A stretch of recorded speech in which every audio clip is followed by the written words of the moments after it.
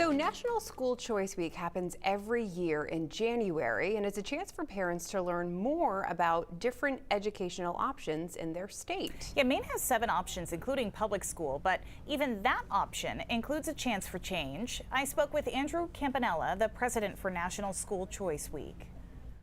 In Maine, families can exercise open enrollment, meaning they can choose public schools outside of their district if a few situations apply. So, for example, if you live in a small community or a small town and you don't have a public high school in your community, you can choose a different public high school in a different district and transportation will be provided. So there are options there, and you can look around and find a public school that meets your needs. And within public education, districts have the ability to give families in Maine more options. So the option to choose a school outside of your zone, for example. Okay, charter schools are also public schools, but what sort of sets them apart?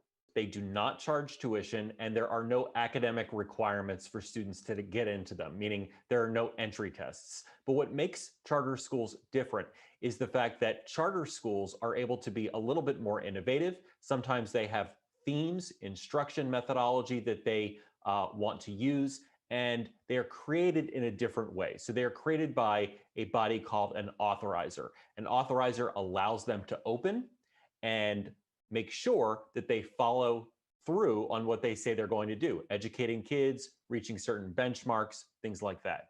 The authorizer has the ability to close a charter school if it doesn't meet those benchmarks. But for families, if you're looking around at schools, a charter school is very similar in terms of applying, enrolling, and sending your student there as a traditional public school. Here's one I hadn't heard of before. What is a magnet school? Sure. So a magnet school is a theme-based school focusing on things like math, science, technology, and the performing arts. And in Maine, there are 2 magnet schools. One focuses on math and science, and the other one actually focuses on marine science.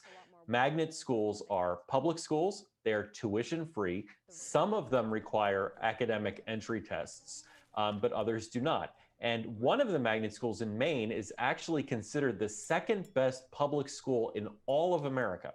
So these schools are highly regarded, and they're a great option for kids who have specific interests. One of the biggest misconceptions about magnet schools, though, is that they only teach that theme. The reality is they teach all subjects, but they use that theme, the math, the science, the arts, the ocean life, to hook kids in, get them interested, and then teach the other subjects as well. Let's move on to private schools. There are about 100 in Maine, and average tuition is about $21,000 a year. But it sounds like you could get some public funding. You can, if you live in a town where there is not a public school. You can, in Maine, get tuition assistance or have your tuition paid through what is called the town tuitioning program. So that's an option if you live in a smaller community and there is no school to send your child to in the public sector. There are also options for families who want to choose private schools, even if they do have a public school in their community. Individual schools offer scholarships in many cases, financial assistance, financial aid. So what I tell families is this: when you're looking at options for your kids, include all of the schools in your area on your list and figure out the costs later. Don't rule out private schools just because they have tuition, because you never know what you might be able to do in terms of financial assistance. Virtual schools, we've done stories on in the past for them working for traveling athletes, but who else are virtual schools for? Could this be beneficial for families in more rural settings? Absolutely. So families in rural settings all across the country use virtual schools. There are students who might have to work and need a more flexible schedule, and they could use virtual schools. I've met families who have kids with special learning needs and disabilities where it takes them maybe 2 hours to get ready to go to a bricks and mortar school in the morning.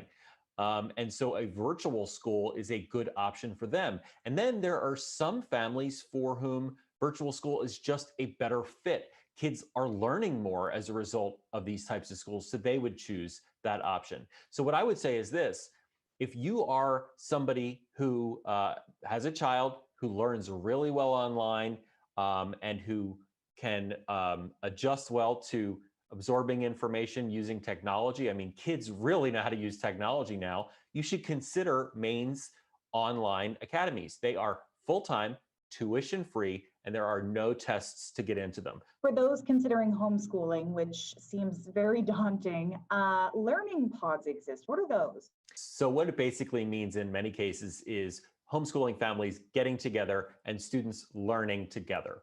And this idea of a pod came up during this horrible pandemic we're going through because families wanted their kids to be able to learn together even though schools were closed. So they created small groups of 5 or 6 kids in a community who would go through their local school's emergency remote learning together.